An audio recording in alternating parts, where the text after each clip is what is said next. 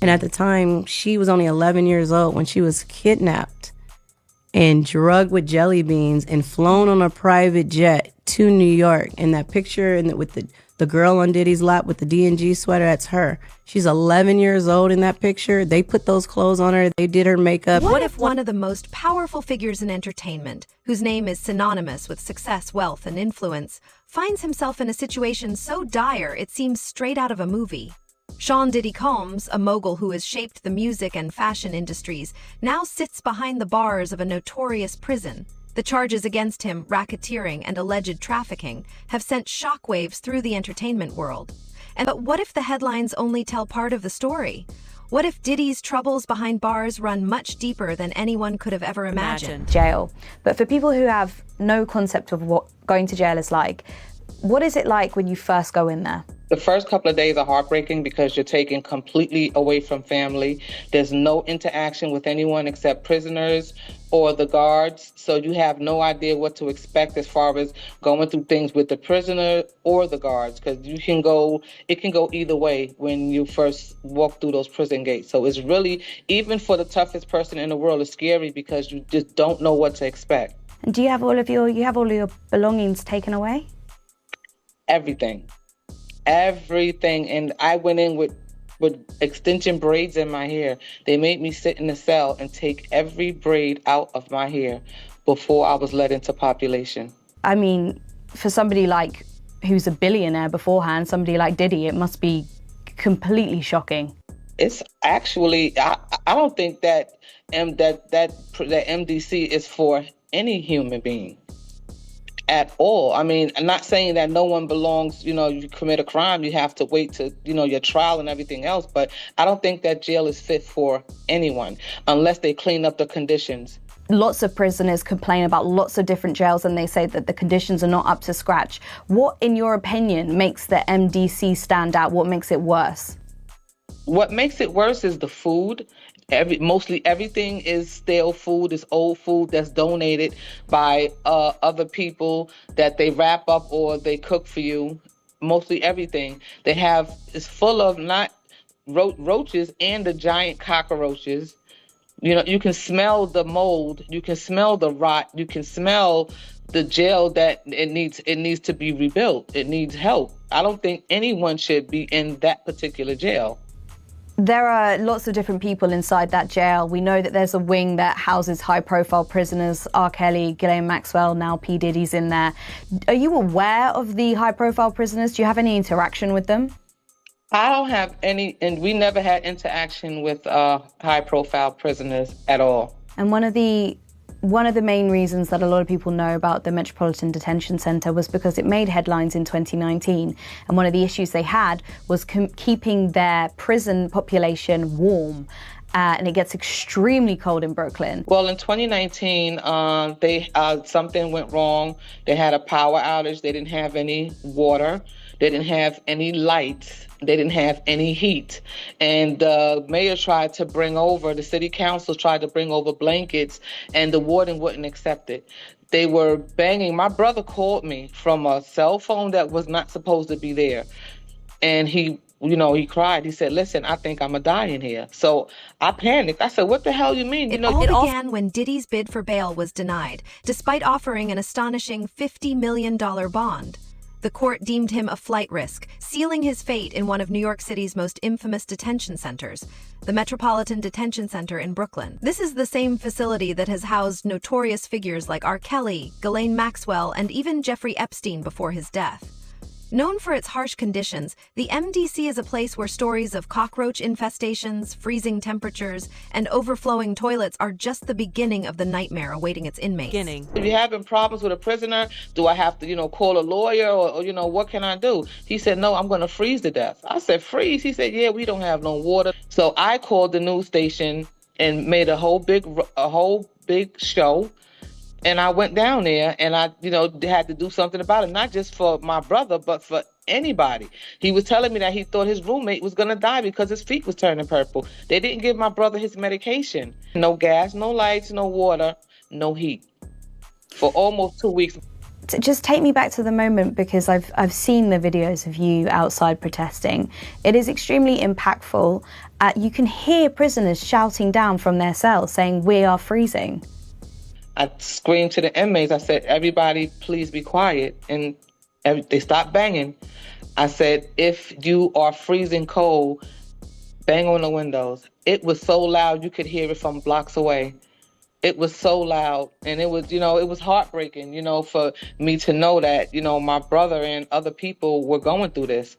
Yeah, and look, I've spoken to your brother, Jason, about this incident. He shared with me some diary entries that he kept from that time. At one point, he wrote, "I have socks on my toilet seat so that when I sit down, it will be warm." I mean, these are the sort of lengths that prisoners were going through. It was horrible because, my brother's a man's man. So to hear him on the phone trembling like, "I don't think I'm going to make it here. Let me tell you what's going on." That was scary for me. I couldn't imagine, and at that time, it's funny because at that time, the news was, people were going up, picking up stray dogs, taking them off the streets and taking the bums off the trains and off the streets so they wouldn't freeze to death. But yet and still, you would allow these prisoners in that jail to freeze. And look, we did ask the Federal Bureau of Prisons for a statement on what happened in 2019. They didn't directly address it, but they said they have an administrative remedy program for incarcerated individuals to seek formal review and redress of almost any concern they have regarding their incarceration. The Bureau of Prisons say the MDC should be safe, humane, and provide work and other self-improvement opportunities to assist offenders in becoming law-abiding citizens. Does the MDC, in your opinion, live up to what they say their prison should do? Like I said, because you're in prison and you're serving time or you're waiting, to go to court or to go to trial or whatever it is, does not mean that you're not a human being. Just like what's going on with Diddy, he still deserves to be treated as a human being. He still deserves a fair trial. Innocent before proven guilty. Whatever happened to that? So how do you keep yourself entertained throughout the day? What do you do? Well, I read books. And I daydreamed a lot. Like literally just to keep my head on straight. I prayed a lot. So we were just hearing from Katana Yehuda about what it's like to stay inside the Metropolitan Detention Center. Andrew Dalek is a New York-based federal public defender, and he's represented lots of clients who've served time there. Andrew, is it really as bad as people say? Well, first, Anushka, I want to thank you and the BBC for taking an interest in the conditions at MDC Brooklyn, because it is an important issue of significant public interest. Anybody who has a loved one detained in that facility, that they deeply care about their well-being and their safety there, and they have good reason to. It is as bad of a place as people say it is. But Diddy's first day in MDC was a jarring contrast to his life of luxury. Reports revealed that his inaugural meal consisted of Swedish meatballs with sides like green beans, egg noodles, and a garden salad.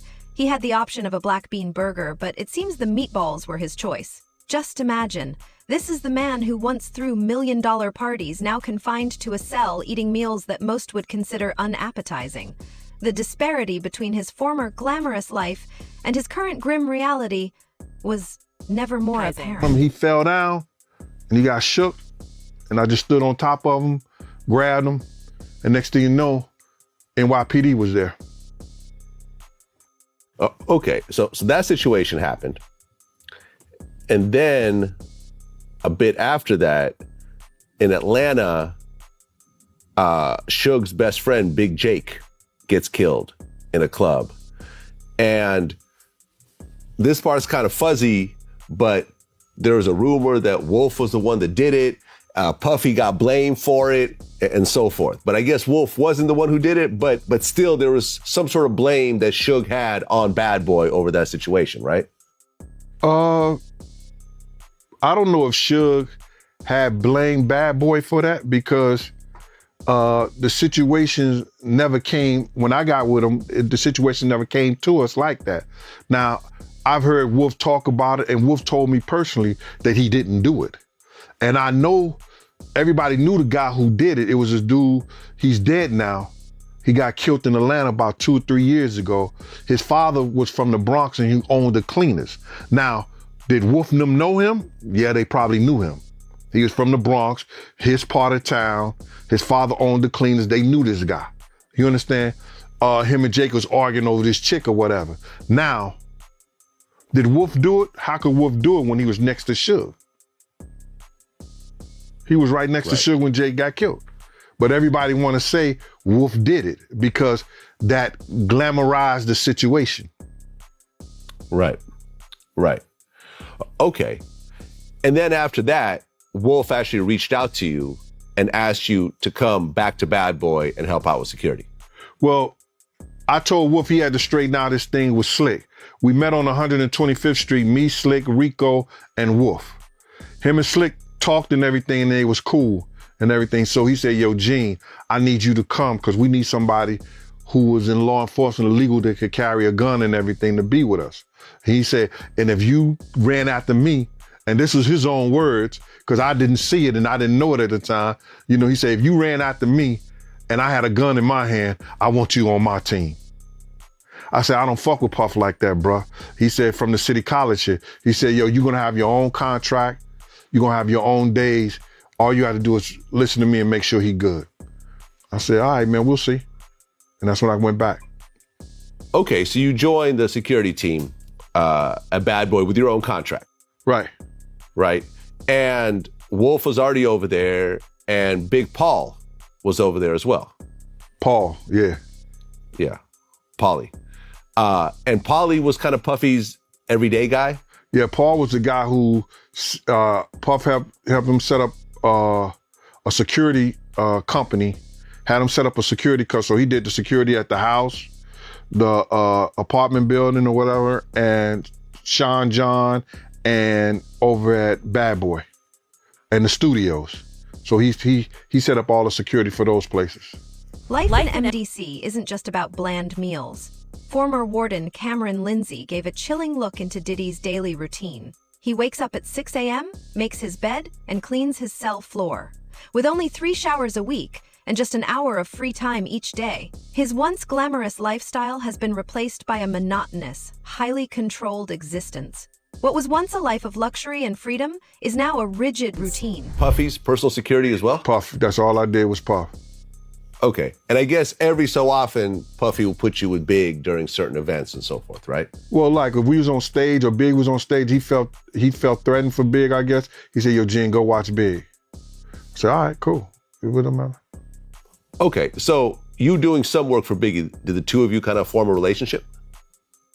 I think me and Big, we formed a relationship on 2 occasions. One, when we was in DC doing Howard University. He made Puff shut the door down, and the people shut the door down, and it was D-Rock. I think D-Rock birthday is the 17th, mine is the 16th of October, and he made him shut down the place, and just me and D-Rock bought like 5 outfits together, and then everybody else bought an outfit. And then Big used to just give me all the clothes that he didn't want. Like, you know, you had Nike, Lugs, you had Mecca clothing line. They would bring big boxes to Big everywhere he was at. And then he was like, yo, whatever he didn't want, he'd say, yo, D-Rock, you want this? D-Rock was like, nah, I don't want it. He said, yo, Big Gene, you want it? And then I was like, man, I'll take it and give it to the guys on the block, you know, who was part of our crew or whatever. But the kid was just good like that. And then we had a situation when we were in Atlanta that something was bought, and he thought I was gonna lie about it because Puff was trying to say it was his, and it wasn't his, it was Big's. And you understand? And when he said, and they had made a bet that I was gonna go on Puff's side. So when I got to the studio, I said, nah, Puff, you had that one, and Big had that one, and that's what it was. And Big looked at me, and you could see a smile on his face like, yo, this nigga's honorable. Okay. And before all the drama began, did Tupac ever come around? Did you ever see Big and Tupac interact together? No, I never seen Big and Tupac interact together. I seen Puff and Pac interact together, but I didn't see really? Big, yeah. In what capacity? Like we was at Roxy, they used to give functions and parties there. And then one time me and Puff walked up in there. It was, this was after Pac got shot and everything like that. And it was Pac and like 4 other guys. And Pac put a cigarette in his mouth. The dude lit the cigarette. I started laughing. I was like, who the fuck like a cigarette for? Like that. So then him and Puff talked, and that was it. Was nothing. Okay, and then the incident happened at Quad Studios. This was after the incident at Quad, when I seen Pac with Puff. Oh, really? Yeah. Okay. Well, when the situation happened at Quad, Biggie was recording, I think, with Lil Sean. And I think Puffy was there. Lil C's was While his legal team works tirelessly to secure his release, Diddy spends most of his time in the jail's special housing unit, isolated from the general population for his safety. Why? Because being a high-profile inmate makes him a target, someone others might harm just to earn a badge of honor. And those billions can't help him, right? Right. He still did it. Yeah, he still did it. Come on. Well, I mean, I went through the filings and the reports. So what they say, according, to the feds, that recorded phone calls made by Diddy showed that he asked family members to reach out to potential victims and witnesses. Also urged them to create narratives to influence the jury pool. Also encouraged them to make marketing strategies to sway the public opinion. Diddy used the telephone accounts of at least 8 different inmates to avoid monitoring. He paid the inmates to intermediaries in violation of the rules, like you said, and he also was using 3-way calls and getting people on the phone, which is illegal. So basically what they said, the defendant has shown repeatedly, even while in custody, that he will flagrantly and repeatedly flout rules in order to improperly impact the outcome of the case. The defendant has shown, in other words, that he cannot be trusted to abide by rules or conditions. And I guess they actually found a note that inferred that he wants to blackmail victims and witnesses into silence by providing testimony, or into providing testimony that's actually helpful to his defense. So I guess what I'm wondering is, he does realize all this is being taped. You're using someone else's, privileges, but they're watching everything. Okay. A 3-way call, it's being recorded. So my takeaway was much different from that. My takeaway was, I'm going to wait for the government to file the superseding indictment, which we all believe is coming, because right now it looks a little thin. And it looks a little pathetic, I'm going to be honest with you. Because, yes, it's great to make Diddy look like this maniacal mob boss, which, of course he's using the influence of his money. But does anyone, again, it's good for the person who never ever dealt with someone in jail. How many inmates, and Vlad, no names here, how many inmates do you know that do 3-way call? They all do it. Yeah. They all do it. I talk to inmates and it's on cell phones while locked up in Rikers. Exactly. And not going to say who. And no one is saying, yo, Vlad, this is to influence my case. Sometimes they just call me like, yo, what's the word out there, man? Everything good? Like, yeah, I'm going to come home soon. It's all good. Blah. Sometimes it's never. So that I thought was a little bit thin. Obviously, they're trying to keep him in jail. Him putting money on other people's books. Yeah, he's a rich guy. He wants to have his privileges, right? Now, this whole thing of him trying to blackmail people, and I hate to even, because some people are going to be like, oh, no, he's getting Diddy's back. No, I'm defending someone who is, and this could be anybody, who's locked up and using whatever he can to his advantage to try to get things looking better for himself before he goes to trial. Yeah, but some of this stuff is illegal. You can't everybody does it. You can't, it doesn't matter if everyone else does it. For everyone else, there'll be a slap on the wrist. Everyone knows this is a big fish. No slaps on the wrist when it comes to Diddy. They're going to prosecute him to the fullest extent in order to keep him in there. But here's where the story takes an even darker turn. Whispers from within the prison walls suggest that Diddy may have contracted a fatal disease while incarcerated. The details are unclear, but revelations from prison doctors have raised serious concerns. Could the unsanitary conditions at MDC have played a role in his potential illness? The possibility has sent alarm bells ringing, adding a terrifying layer to his already nightmarish situation. We're back with an exclusive update on the federal case against rapper Sean Diddy Combs. NBC News has learned that a federal grand jury in the Southern District of New York is expected to hear new testimony today. Combs' legal team did not immediately respond to a request for comment. Combs has pleaded not guilty to charges of racketeering, sex trafficking, and transportation to engage in prostitution. He's being held at Brooklyn's Metropolitan Detention Center. NBC News entertainment correspondent Chloe Malas joins us with more on her reporting here. Chloe, good morning. Good to have you with us. So what can you tell us about the testimony expected today? So NBC News actually spoke to the attorney for this male who's going to be testifying this afternoon around 3 p.m. in front of a grand jury. Her name is Ariel Mitchell. She has represented other civil accusers. And this is incredibly significant because I was at the last hearing for Combs in downtown Manhattan, and I listened to Emily Johnson, one of the U.S. attorneys, one of the prosecutors who is trying this case, say that there might be another indictment. So this just goes to show you that federal prosecutors, that criminal investigation is ongoing. Now, it's unclear what this man will be saying. Remember, grand juries are secret. You know, you're not supposed to know the date and when the grand juries are convening, but obviously we have this great reporting, and we know that a male is going to be testifying this afternoon, and it's unclear if there will be more charges coming. And like you said, Diddy's legal team, they haven't responded because they can't comment on grand jury proceedings, and the U.S. Attorney's Office hasn't said anything either. So that's the latest on the criminal side. There's also some civil issues here. Combs faces more than a dozen civil lawsuits. The most recent was filed on Monday. Only one has been settled so far. What's the timeline looking like for these civil cases? So he has been coming out denying all the accusations against him, both criminal and civil, and he has been fighting them. As we know, he settled with Cassandra Cassie Ventura, his ex-girlfriend, last year for an undisclosed amount of money that was reported to be in the tens of millions of dollars. But I do want to point out something that's really interesting. Last night, a ruling came down from a U.S. district judge in New York stating that one of the civil accusers, a woman who remains anonymous, she goes by Jane Doe, in this civil suit filed by Tony Busby. He's the attorney out of Texas that has filed several lawsuits against Diddy.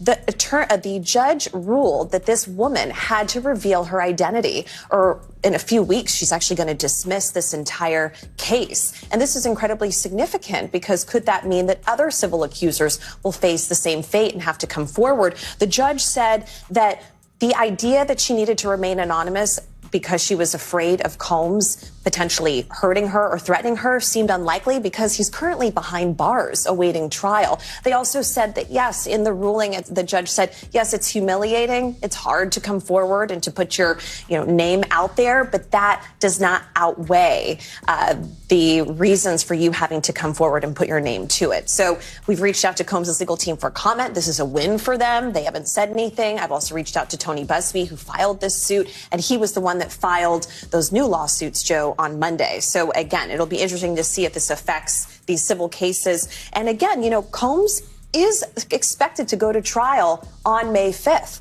So it's going to be interesting to see, though, if things are going to get pushed back, or could this extend the length of the trial if there is another criminal indictment? Yeah, and that's that criminal trial. And you do think that will stay on track for May? So according to both sides, they believe that this is going to take place on May 5th. But if there are more criminal charges, it could mean that about a 2.5, 3 week trial could extend to even longer. So you could see this going on for quite some time. All right, Chloe, thank you so much.